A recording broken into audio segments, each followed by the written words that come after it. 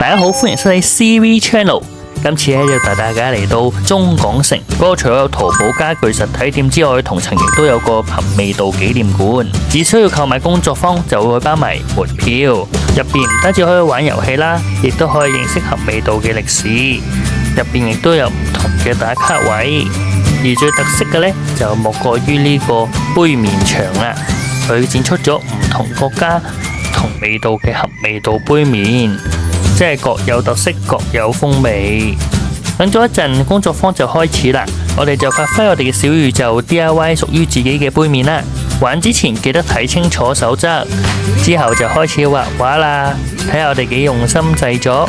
噔噔，呢個就係我哋嘅成品啦，係咪好靚呢？雖然只有幼稚園級別，但係我哋都畫得好開心。之後揀好湯底同配料就去拎過去整麵啦，一攪到底就完成咗麵底啦。之後職員就會幫我哋加上配料，封上頂蓋，經過高溫封好杯麵，經過入袋泵氣，杯麵就完成啦。